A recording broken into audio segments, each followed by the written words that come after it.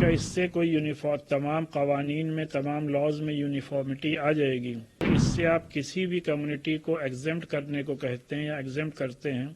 تو پھر وہ یونیفارم سول کوڈ کہاں رہ گیا؟ جب اس کا مسودہ اور اس کا ڈرافٹ ہم لوگوں کے سامنے آئے گا تو اپنی لیگل ٹیم اس کو اسٹڈی کرے گی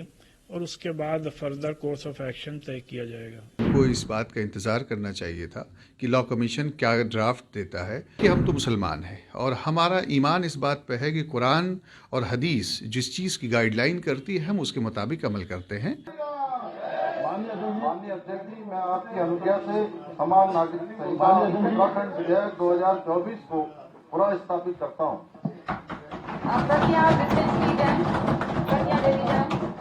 یونیفارم سول کوڈ کا مسئلہ ہے تو آپ سب جانتے ہیں اس کا مطلب یہ ہوتا ہے کہ تمام لاز میں یونیفارمٹی لانا۔ کیا اس بل سے یا اس کا یہ بل ہے یا ایکٹ بنتا ہے جو بھی ہے تو کیا اس سے کوئی یونیفارم تمام قوانین میں تمام لاز میں یونیفارمٹی آ جائے گی؟ اور پھر آلریڈی اگر اس سے آپ کسی بھی کمیونٹی کو ایگزمپٹ کرنے کو کہتے ہیں یا ایگزمپٹ کرتے ہیں تو پھر وہ یونیفارم سول کوڈ کہاں رہ گیا؟ اور پھر آلریڈی ملک کے کانسٹیٹیوشن کے آرٹیکل 25 میں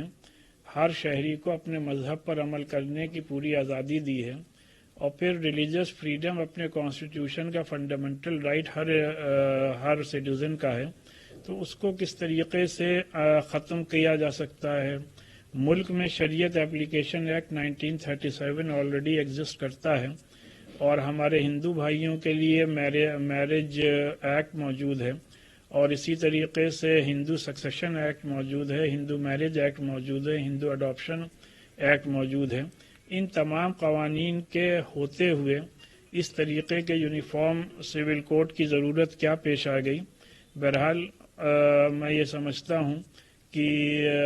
جہاں تک اس قانون یا اس ایکٹ کا سوال ہے،